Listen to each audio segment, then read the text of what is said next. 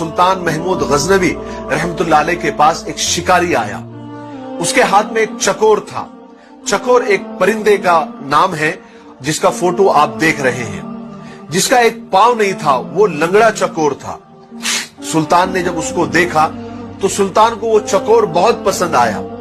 तो सुल्तान ने उसकी कीमत पूछी तो शिकारी ने उसकी कीमत बहुत बताई, यानी बहुत महंगी कीमत बताई। सुल्तान हैरान हुआ और शिकारी से कहा कि भाई ये तो लंगड़ा है, इसका एक पांव भी नहीं है, इसमें ऐब है, तुम इसकी इतनी कीमत क्यों बता रहे हो, इसको इतना महंगा क्यों बता रहे हो?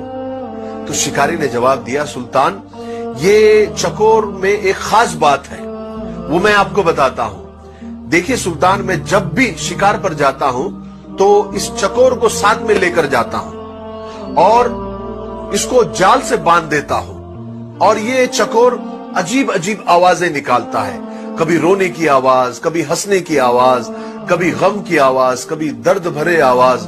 तो इसकी आवाजें सुनकर ये अपने साथी चकोरों को बुलाता है, अपने कौम के चकोरों को बुलाता है और इसकी अलग अलग आवाजें सुनकर बहुत सारे चकोर इसके पास आ जाते हैं और जाल में फंस जाते हैं। और फिर मैं उन चकोरों को पकड़ लेता हूं, उनको बेचता हूं और इसी टैलेंट की वजह से मैंने बहुत सारे पैसे कमाए हैं, बहुत सारे चकोरों को फंसाया है, तो इसमें ये टैलेंट है। जब सुल्तान ने ये बात सुनी तो मुंह मांगी कीमत देकर उस चकोर को खरीद लिया और जैसे ही खरीदा ऑन द स्पॉट वहीं पर उस चकोर को जुबाह कर दिया, उसके टुकड़े टुकड़े कर दिए। सब लोग हैरान, दरबारी हैरान, शिकारी हैरान। शिकारी ने हैरत से पूछा कि सुल्तान, आपने इतनी महंगी कीमत देकर, मुंह मांगी कीमत देकर इस चकोर को खरीदा और उसको जुबाह कर दिया, उसके टुकड़े टुकड़े कर दिए, क्यों? तो सुल्तान ने उस वक्त बड़े तारीखी जुमले कहे जो हम सबको याद होने चाहिए, जिंदगी भर याद रखने चाहिए। सुल्तान ने कहा, जो दूसरों की दलाली के लिए अपनों से गद्दारी करता है उसका यही अंजाम होना चाहिए, उसको जुबाह कर देना चाहिए, उसको कत्ल कर देना चाहिए। उसका जिंदा रहने का उसको हक नहीं है।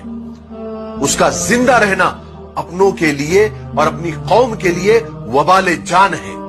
बेशक हमारे अंदर, हमारी कौम के अंदर, हमारे खानदान के अंदर ऐसे कुछ दलाल होते हैं जो होते तो अपने हैं मगर दलाली दूसरों की करते हैं, दलाली दुश्मनों की करते हैं, दलाली गैरों की करते हैं और अपने ही कौम को और अपने ही खानदान के लोगों को दुश्मनों के हाथ फंसवा देते हैं, दुश्मनों के हाथ बिकवा देते हैं।